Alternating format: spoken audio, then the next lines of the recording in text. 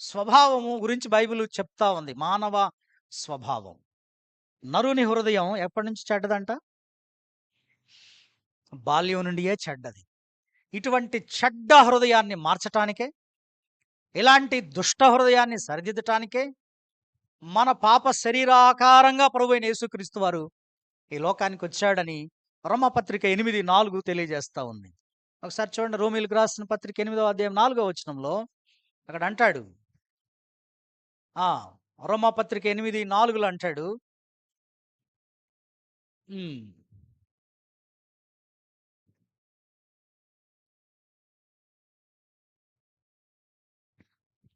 ఈ వాక్యం చూడండి. పాప పరిహారము నిమిత్తము దేవుడు తన సొంత కుమారుని పాప శరీర ఆకారముతో, ఇక్కడ శరీరములో ఏముందంట?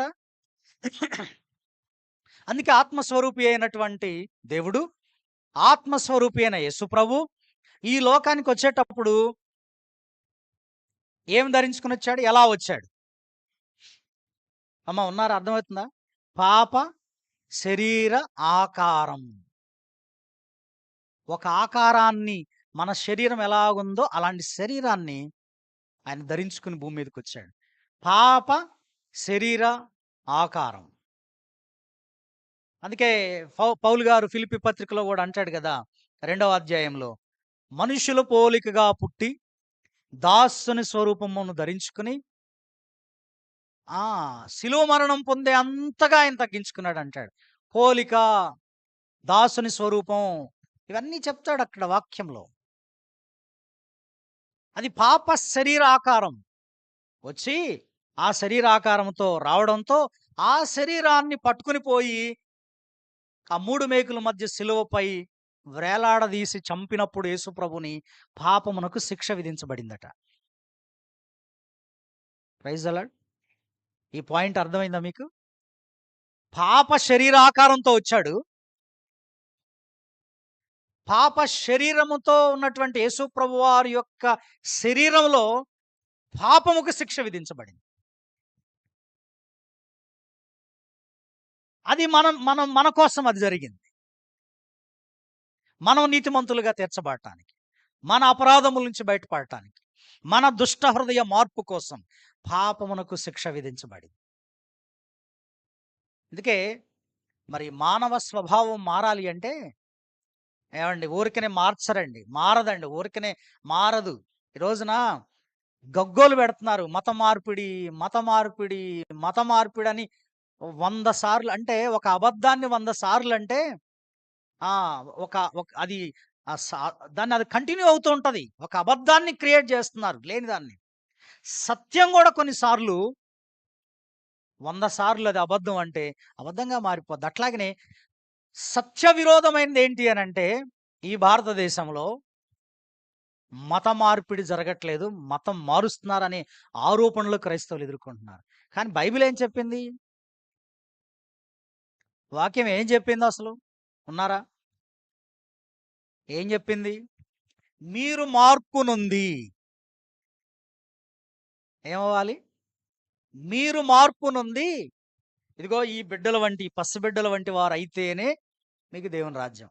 అంటే మార్పు చెందటం గురించి బైబిల్ చెప్పింది గానీ, నువ్వు ఈ ఈ మతంలో నుంచి మతంలోకొస్తే ఏమీ ఉండదు, ప్రయోజనం ఏమీ ఉండదు. ఒక మతంలో నుండి ఒక మతంలోకి పోతే ఏముంటదండి?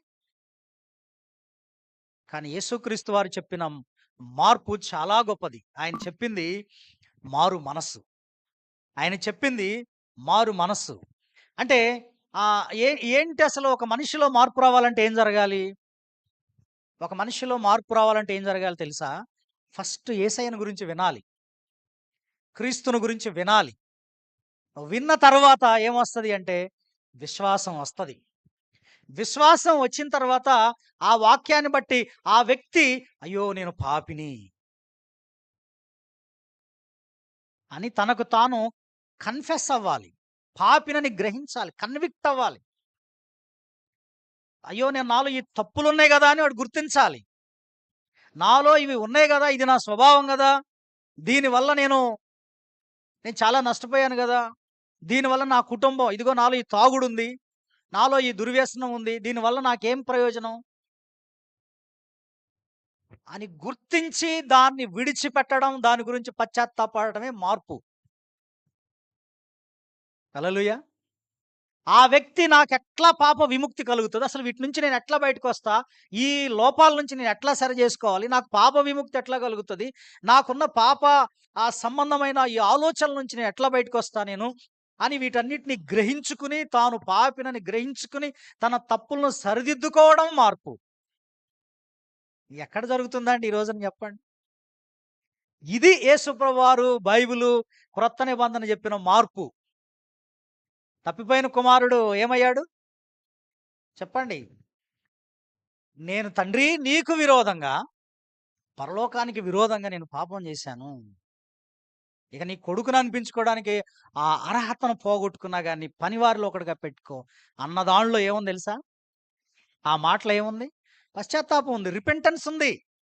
మార్పు రిపెంటెన్స్‌ని కలగజేస్తది. మార్పు పశ్చాత్తాపాన్ని కలగజేస్తది. ఈ దేశంలో, ఈ ప్రపంచంలో కోట్ల కొలది మనుషులలో మార్పును తీసుకొచ్చి ప్రజలకు సేవ చేసింది క్రైస్తవ్యం. నేను పోయిన వారం గూడా జెప్పాను. ఒక ఆంథ్రోపాలజిస్టులు ఆఫ్రికాలో ఒక ప్రాంతానికి వెళ్లారు. వెళ్తే ఆ ప్రాంతంలో ఒకాయన కూర్చొని బైబిల్ చదువుకుంటున్నాడు. బైబిల్ చదువుతా ఉంటే ఆయన సైంటిస్ట్‌లో ఒకడన్నాడు, "ఏమయ్యా! ప్రపంచం ఆధునికత వైపు వెళ్తా ఉంది. చాలా ముందుంది. నువ్వేంటయ్యా బాబు ఇంకా ఔట్‌డేటెడ్ బుక్ చదువుతున్నావు? ఏంటి దానివల్ల నీకేంటి ప్రయోజనం? పిచ్చోడు, మంచోడు" అని చెప్పి అన్నాడంట. అప్పుడు అక్కడున్న వాళ్ళు ఎవరో తెలుసా? నరమాంస భక్షకులు. ఆ మాట్లాడినోడు ఎవరయ్యా అంటే, ఆ బైబిల్ చదువుతున్నోడు ఎవడయ్యా అంటే నరమాంస భక్షకుడు కేలిబను. ఆయన అన్నాడట, "నువ్వు కొన్ని సంవత్సరాల క్రితం గనక ఇక్కడికొచ్చుంటే, నిన్ను చంపి ముక్కలు చేసి, ఇందులో ఏసి ఉడకబెట్టుకొని తినేవాడిని." ఏం చేసా ఏమన్నాడు? ఉడకబెట్టుకొని తినేవాడిని. అలాంటి నన్ను ఈ వాక్యము బైబిల్ మార్చింది. నరమాంస నరుల మాంసాన్ని తిన్న నన్ను బైబిల్ మార్చింది. ఏం మార్చుతది చెప్పండి మనిషిని? దేవుని మాట మార్చిద్ది. నేను డబ్బులిచ్చి నీకు నువ్వు తాగుడు మానేయ్ అని ఒక తాగుబోతు చెప్పాననుకో, ఒక ₹1,00,000 ఇచ్చి, "అరే బాబు! నీకు దండం పెడతా. నీ కాళ్ళు మొక్కుతా. నీ చేతులు మొక్కుతా. నీ పిల్లలు ఆగమైపోతారు. నీ నీ భార్య ఆగమైపోద్ది. అరే నీ నీ కుటుంబం అంతా ఆగమైద్ది. ₹1,00,000 ఇస్తా. నువ్వు తాగుడు మానేయరా." "అయ్య బాబు! ₹1,00,000 ఇస్తావయ్యా? ఇయ్యయ్యా" అని జేబులో యేసుకుంటాడు. 2 రోజులు బాగుంటాడు. 3 రోజులు బాగుంటాడు. వారం బాగుంటాడు. తర్వాత నాకు చెప్తాడా? ఏం చేస్తాడు? ఎక్కడ సారా కొట్టుందో వెతుక్కుంటాడు. ఎక్కడ మందు షాప్ ఉందో వెతుక్కుంటాడు. లేదు అనుకుంటే ఎవ్వరికి కనపడకుండా చాటుగా దాగుతాడు. అంతే గదండీ! యెస్ ఆర్ నో చెప్పరేంటి మీరు? అది లోపట జరగాల క్రియ. అది మార్పు. అది లోపట జరగాల. స్పిరిట్ లోపట తాకబడాలి. అయ్యో! నేను చేస్తుంది తప్పు అని. మన దగ్గరికి ఒకాయనొచ్చాడు. ఆయన పాపం చాలా కాలం డ్రింకింగు. కొన్నాళ్ళొచ్చాడు, దేవుని మాటలు విన్నాడు, వాక్యం విన్నాడు, ప్రార్థన చేసుకున్నాడు. ఈరోజు చెప్తాడు, "నాకండి అస్సలు తాగుడు మీద ఆలోచనే లేదండి." ఇది ఎవరు చేశారు ఈ పని? దేవుడు చేశాడు.